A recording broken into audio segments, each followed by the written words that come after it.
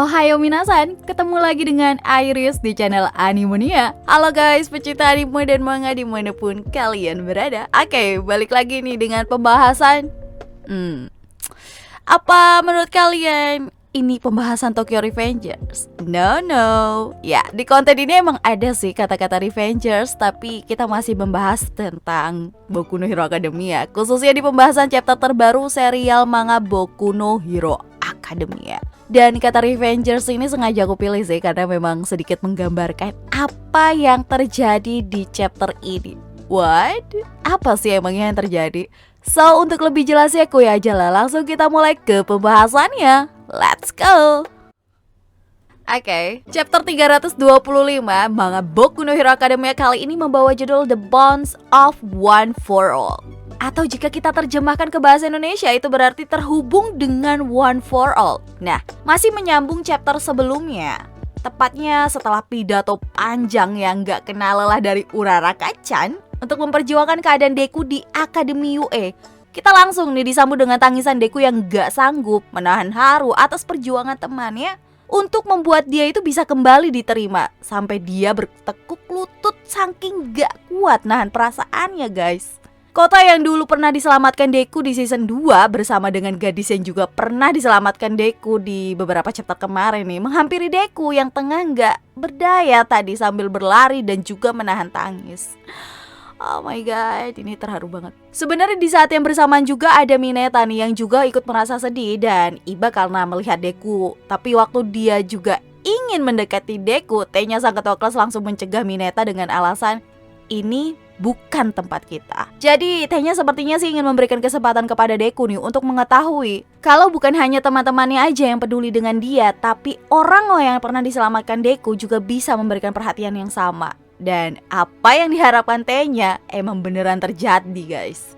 Kota yang akhirnya sampai di sisi Deku gak mampu lagi menahan sedih dan meluapkannya sambil menangis haru. Dia tuh meminta maaf sedalam-dalamnya kepada Deku lantaran dia itu gak segera menghampiri Deku. Karena Kota sebenarnya tuh sangat ingin langsung mendekati Deku, tapi karena rasa takutnya kepada reaksi warga membuat tubuhnya tuh sampai gak bisa bergerak guys. Wajar banget sih anak sekecil Kota ini pasti takut banget kalau berada di situasi kayak gitu sih. Nggak sampai situ, yang mengandung bawang juga nih.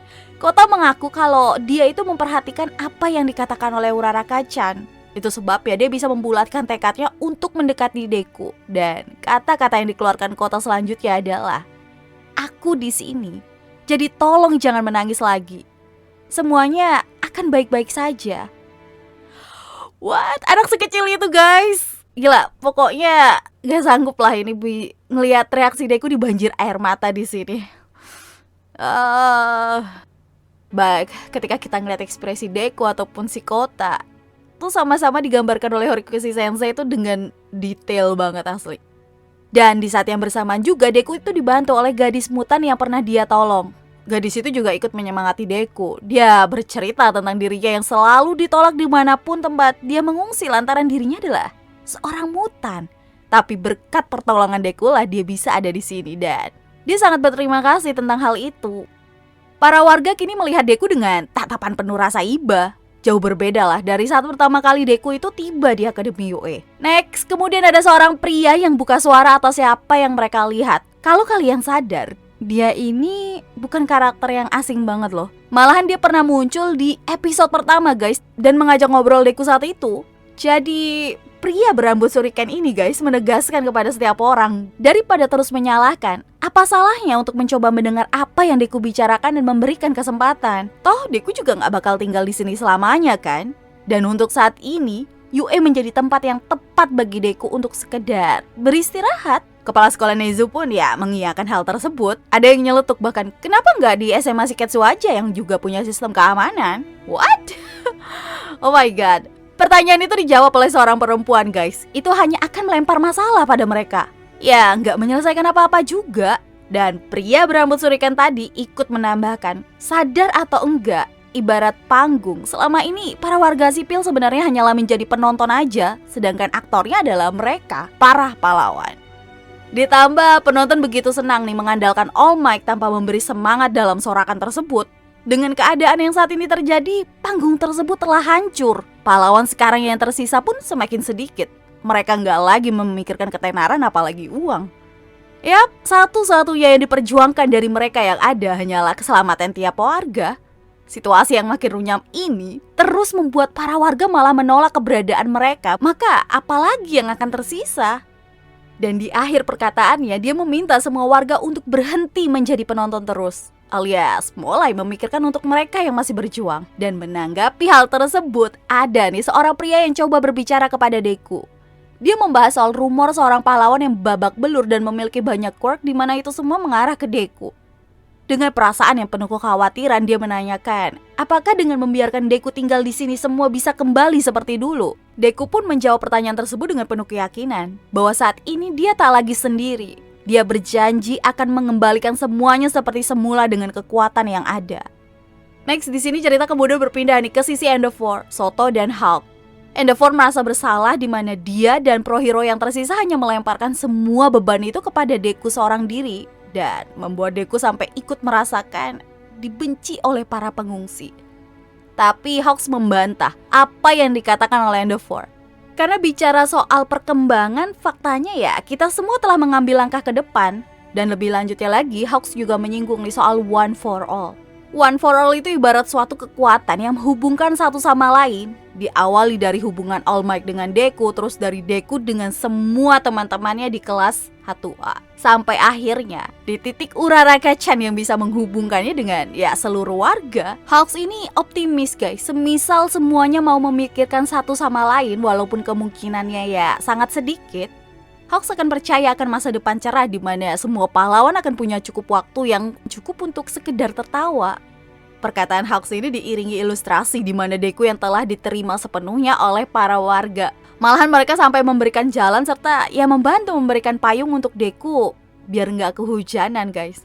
Dan suasana di Wis itu dibuat semakin sedih dan kita di sana melihat ibu Deku yang menangis sambil menemani Deku berjalan di tengah-tengah semuanya tentunya.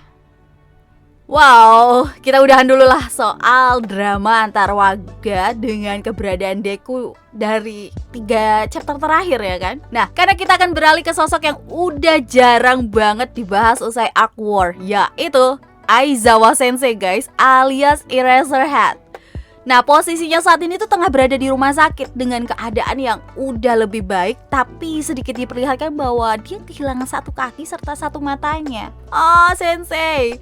Ya, Aizawa Sensei ini menerima telepon dari kepala sekolah Nezu tentang keberhasilannya guys, anak muridnya mengatasi permasalahan mereka. Wow, Aizawa tersenyum dengan bangga dan menitip pesan nih kalau melalui kepala sekolah tentunya untuk mengucapkan kerja bagus kepada T-nya selaku ketua kelas. Dan pembicaraan keduanya kemudian berlanjut soal Kurogiri. Meski udah beberapa kali mengunjungi, Aizawa masih belum boleh menemuinya. Aizawa menyadari untuk sekarang kemungkinannya itu sangat sedikit untuk bisa membangkitkan ingatan teman lamanya yaitu Shirakumo. Buat yang agak lupa nih guys, Shirakumo ini teman Eraserhead dan Prison Mic semasa SMA-nya. Dia tuh bernasib, ya terbilang apes sih. Karena menjadi salah satu percobaan All for One untuk membuat Nemu yang kita kenal sebagai Kurogiri. Kalian bisa cek di konten soal multi quirk deh. Sempat kita singgung juga sih. Nah, selain membahas Kurogiri, Aizawa dan Nezu pun juga membicarakan Toga. Aizawa menyebut kalau dia itu berhasil memprediksi sebanyak apa darah yang bisa dia hisap, serta durasi waktu transformasi yang bisa dilakukan Toga selama menggunakan quirknya. Untuk bisa mengatasi hal tersebut, maka pengungsi yang akan masuk ke Akademi UE bakal dipantau nih dan diisolasi lebih dulu guys sebelum bener-bener dibolehin masuk. Nah, pembicaraan keduanya nih diakhiri dengan keyakinan Aizawa yang mengatakan saat ini adalah waktunya untuk balas dendam. Nah, di panel terakhir kita kembali juga ditunjukkan sosok All Might, tapi nggak tahu kenapa sih dia itu cuma diperlihatkan sekilas doang dari sekian chapter yang udah terlewati. Ya, cuma sebentar doang dan terlihat menjauh dari Akademi UE lagi. Apakah All Might masih merasa canggung ya akibat dialog terakhir dia sama Deku atau ada faktor lain? Ya sayangnya cuma sampai di situ aja nih chapter 325 ini guys. So gimana? Apa kalian makin dibuat terharu dengan chapter ini juga? Aku juga heran sih ada alasan apa ya yang membuat Horikoshi Sensei bikin 3 chapter belakangan melo kayak gini nih. Gak baik lah buat perasaan ya kan. Tapi bagian menariknya nih dari chapter ini adalah ya bagaimana kita tuh seolah diberitahu makna dari one for all guys, yang sesungguhnya. Yang juga disimbolkan dari kelas 1A yang berarti itu kekuatan sejati Deku juga berasal dari bantuan teman-temannya. Ini juga diperkuat dengan ucapan Deku yang mengindikasikan dia nggak lagi bertarung sendirian. Jadi, manga ini ya bisa dibilang masih tetap konsisten lah dengan jiwa shonennya. Terus kita juga akhirnya diperlihatkan nasib dari Aizawa Sensei setelah sekian lama. Dari tampang-tampangnya sih Aizawa kedepannya kayaknya sih cuma akan ngebantu di belakang layar aja deh.